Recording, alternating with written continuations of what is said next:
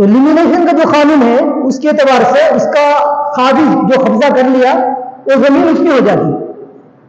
वो मस्जिद के तहत में रहने वाली जमीन हो, ईदगाह के तहत पर रहने वाली हो, कब्रस्तान के तहत पर रहने वाली हो, जो कब्जा कर लिया वो जमीन उसकी हो जाती लिमिनेशन कानून के मुताबिक। अब जो कानून लाया उसके अंदर लिमिनेशन को दाखिल करे। 2020-4 का जो कानून आया उसमें लिमिनेशन का जो 12 साल का कानून कब्जा करने का है उसका जिम्मेदार बन जाता है, जो कब्जा करने उसकी हो जाती है जमीन, वो कानून उसके अंदर पास हुआ।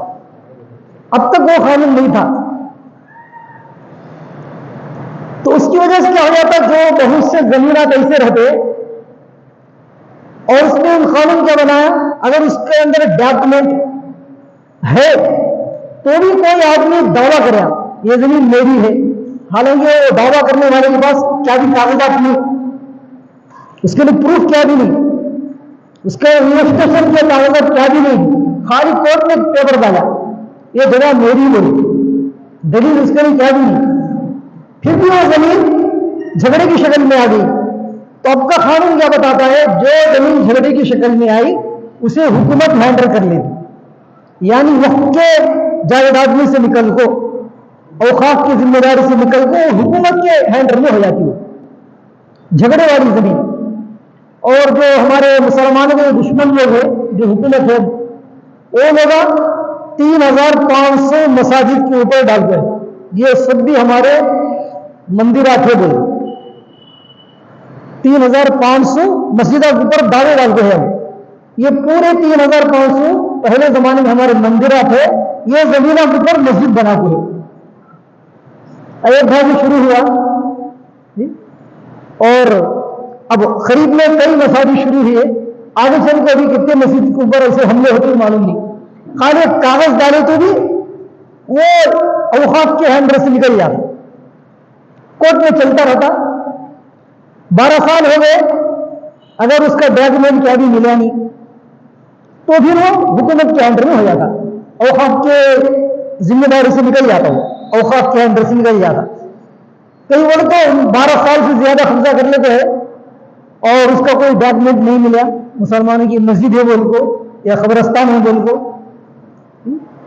ये सबसे बड़ा खतरा है।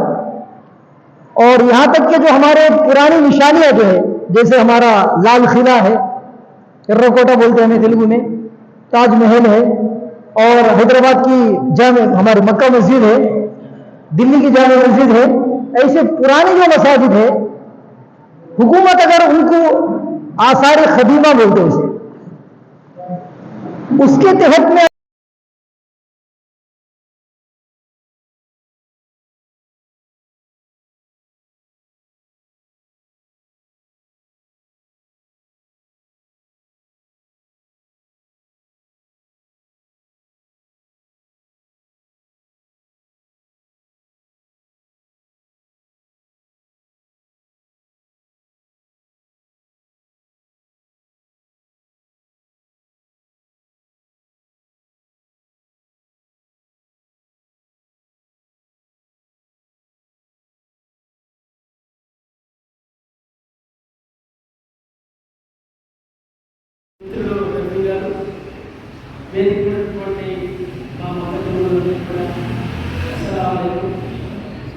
అలాగే ఈ యొక్క రౌండ్ టేబుల్ సమావేశం సిపిఐ సిపిఎం వివిధ వామపక్షాలు ప్రజా సంఘాల నాయకులు అలాగే పాస్టర్ గారు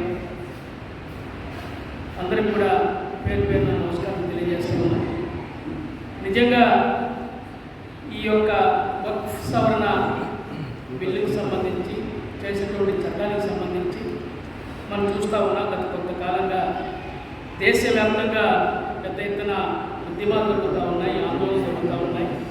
ఇప్పటికి కూడా మారుమూల పల్లెల్లో సైతం ఉవ్వెత్తున ఈ ఉద్యమాలు జరుగుతున్న విషయం మనం చూస్తూ ఉన్నాం. అయితే ఈ ప్రభుత్వానికి చీమకున్నట్టు కూడా లేనటువంటి పరిస్థితి మనం చూస్తూ ఉన్నాం. ఈ యొక్క బిల్లుని రాజ్యసభలో అలాగే లోక్సభలో ప్రవేశపెట్టినటువంటి సందర్భంలో కాంగ్రెస్ పార్టీ ఆధ్వర్యంలో ఇండియా కూటమి ఏ విధంగా వ్యతిరేకించిందో కూడా మీరు చూస్తూ ఉన్నారు. దాదాపు 232 మంది సభ్యులు ఈ యొక్క వక్ఫ్ సవరణ చట్టాన్ని వ్యతిరేకించినటువంటి విషయాన్ని ఈ సందర్భంగా మేము చేస్తున్నారు. కాంగ్రెస్ పార్టీతో పాటు వామపక్ష పక్షాలు 27 పార్టీలు ఈ బిల్లును వ్యతిరేకిస్తే నిస్సిగ్గుగా మరి ఆమోదించినటువంటి పరిస్థితి. రాష్ట్రపతి కూడా రబ్బర్ స్టాంప్ లాగా ఆమోదిస్తూ మరి చేసినటువంటి పరిస్థితి. ఈరోజు సుప్రీంకోర్టుని మరి తలుపుతున్నటువంటి పరిస్థితి మనం చూస్తాము. అయితే ఒక విషయం మీరు గమనించాల్సి ఉందన్నారు, మేము మాత్రం కాంగ్రెస్ పార్టీ పరంగా మేము సంపూర్ణమైనటువంటి మద్దతు తెలియజేస్తా ఉన్నాం. ఈ ఉద్యమానికి మేము ముందుండి పనిచేస్తామని చెప్పి కూడా సందర్భంగా తెలియజేస్తా ఉన్నాం. రేపు 28వ తారీఖు జరిగినటువంటి మన ప్రకాశం జిల్లాలో జిల్లా కేంద్రం ఒంగోలు వచ్చినటువంటి ర్యాలీకి మా జిల్లాలో ఉన్నటువంటి అన్ని చోట్ల నుంచి కూడా మా పార్టీ కార్యకర్తలు మైనారిటీ సోదరులందరూ కూడా ఎక్కువ సంఖ్యలో పాల్గొనే విధంగా మేము చేస్తాము తెలియజేస్తాం. అయితే నాకు చిన్న బాధ, దయచేసి మీ హక్కుల కోసం మేము పనిచేస్తాము.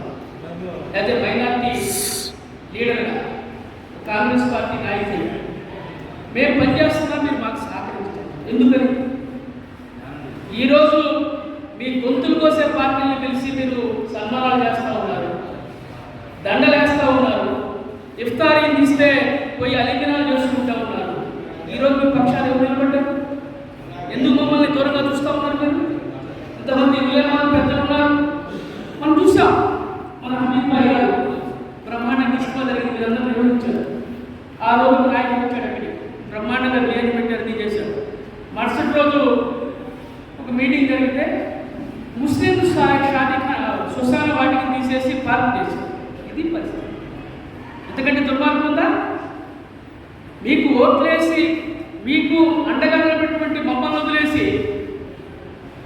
వాళ్ళకి ఎందుకు మీరు మద్దతు తెలుపుతున్నారు? మీరు దీన్ని ఆలోచన చేసుకోవాల్సిన అవసరం ఉంది ఆఫీసర్లు. ఎందుకంటే నేను విమర్శ కాదు, మీరు చైతన్య రావు. దీనికే బారే में बोलते दुनिया के बारे में भी बोलना समझाना, इट इज रियल. నాకు ఆసిఫ్ భాయ్ గారు ఫోన్ చేసినప్పుడు అదే చెప్పాను, బాధగలిగింది నాకు చెప్పాను. మీ పక్షాన మేము పోరాడుతూ ఉన్నాం, నిలబడతా ఉన్నాం. ప్రజలు తెలుసుకుంటున్నారు. నాకు తెలుసు, ఎందుకంటే మనం చైతన్యవంతం కావాలి ఈరోజు దేశంలో.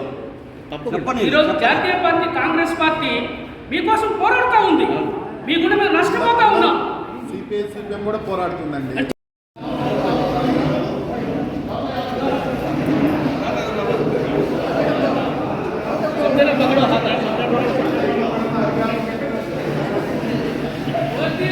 ప్రకాశం జిల్లా ముస్లిం ఐక్యత,